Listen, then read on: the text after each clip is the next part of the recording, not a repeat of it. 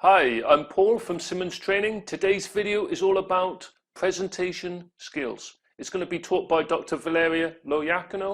It's from her Train the Trainer course online. You can see a link to that directly below this video. She's going to cover everything from like body language, how to use your voice, how to interact with the participants, the people in your workshops or training programs. So it's going to be a very good video. Please subscribe to this channel if you haven't already. I'm going to see you at the end of this video. Hope you enjoy it.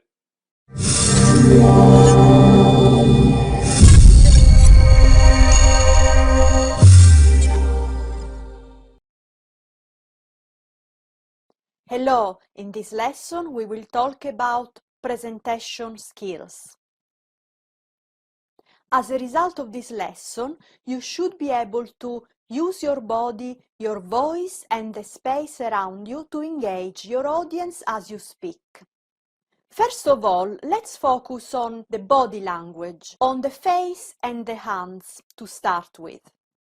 The first important thing to do to engage your audience as you speak is to make eye contact and also look at all your participants. So don't just look at one or two people who look the friendliest. Don't stare, but make eye contact. However, there is one thing I would like to warn you about. In some cultures, it is considered rude or aggressive to make eye contact.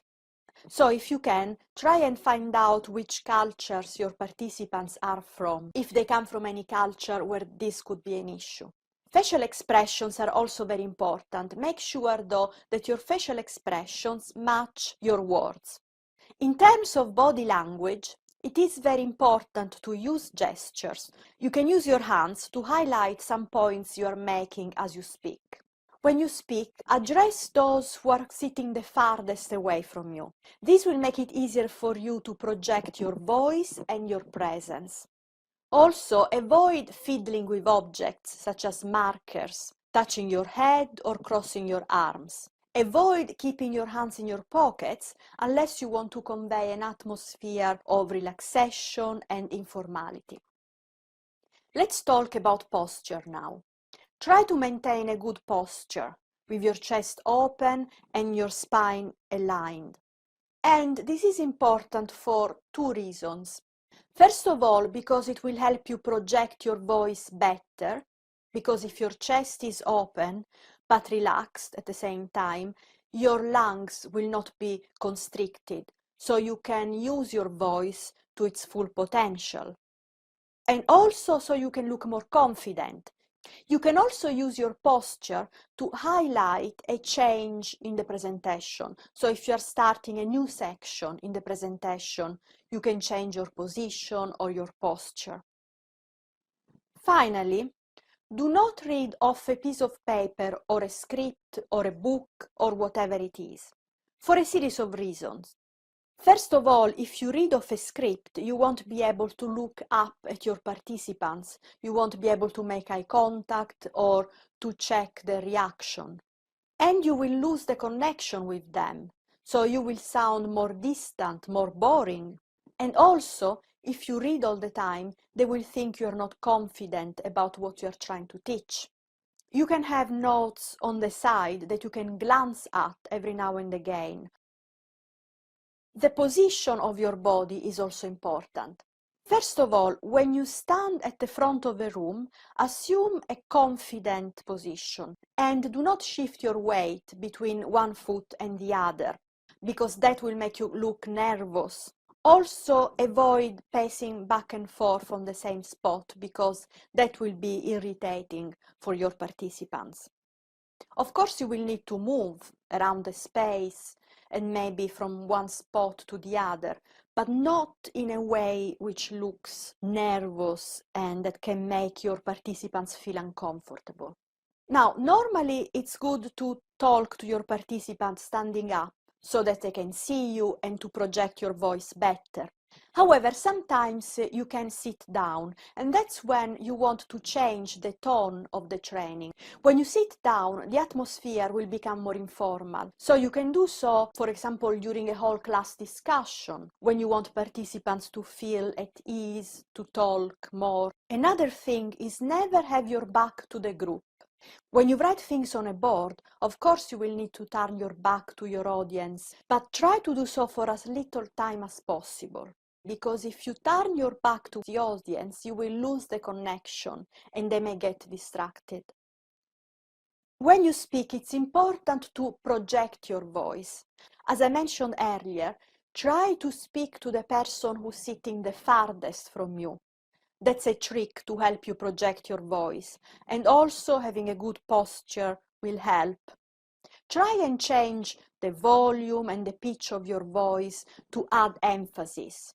A monotone voice can be quite boring and send people to sleep, so you want to change your volume and your pitch and make the speech more interesting.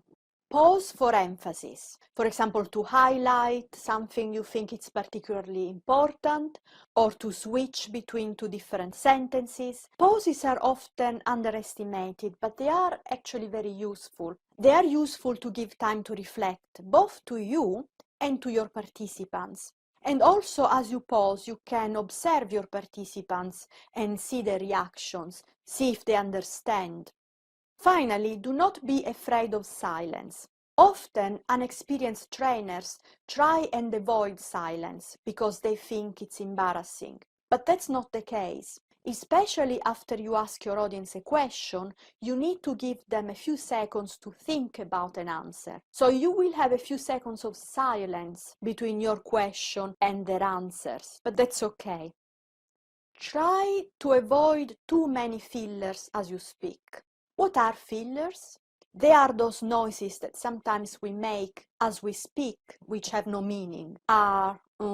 Or some words that we often repeat to start a sentence, maybe, or to connect to ideas. So they're called fillers because they fill gaps in speech. Now, it's normal to use fillers when you talk, but try to avoid using too many because people will become distracted. They will start counting your fillers instead of focusing on what you're saying. Do not rush the end of sentences. Some people, when they speak, they tend to speed up towards the end of a sentence so that it becomes impossible to understand what they're saying at the end. I know sometimes you might look forward to finishing a sentence and moving on, but don't rush. Just take your time and speak clearly. Use an informal voice. This means that you want to be clear when you speak, but at the same time, don't put up a fake voice. Try and speak normally. It's not easy, I know, but you can do that with practice. Space. Use space to your advantage. Move around among participants, particularly when you are facilitating activities. You will need to move around the tables to see how they're doing, if you can help. But sometimes you can move among participants even as you're talking, even as you're presenting, if the seating arrangement allows you to do so. As you move around the room during group activities, look at each group so they all feel included. And also, never stand behind the desk.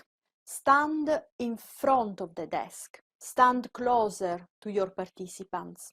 You're not presenting at a conference, you're facilitating a training session, so it's important that you keep contact with your audience.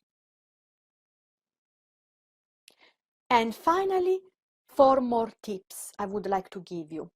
Be concise, which means don't go on and on about something. Sometimes you might think you need to clarify a point to explain further, but it's not necessary. You will only bore your audience if you do so. Be careful with jargon. Jargon are technical terms that only people in a certain field know. Don't assume that everybody in your audience knows the jargon you're using. Practice. This is very important, especially if you are new to training or if you are teaching a topic for the first time. Take your time to practice before you deliver the session. And finally, show enthusiasm. You don't have to jump up and down, but at least show that you enjoy what you are teaching, that you are happy to be there. Finally, as an action, I would like you to download the file with the exercise available below this video. The exercise focuses on practicing your presentation skills in front of a camera and then watching the video back to give yourself feedback, so to evaluate your presentation skills. I know that, especially if you've never done it before, it can be very scary to hear your voice for the first time or see yourself on video for the first time, but it is very, very useful. Not many people do it, but it's really invaluable. So I hope you can do it. On this note, goodbye for now and thank you for listening. Well, I hope you found that useful. There were some great tips there from Valeria on presentation skills. Good lesson, I think. So please subscribe to this channel if you haven't already. We would love to have you following this channel and to watch our future videos. Thank you again for watching this. Please check below this video. You'll see some links to the things we've talked about. See you again soon. Thank you. Bye.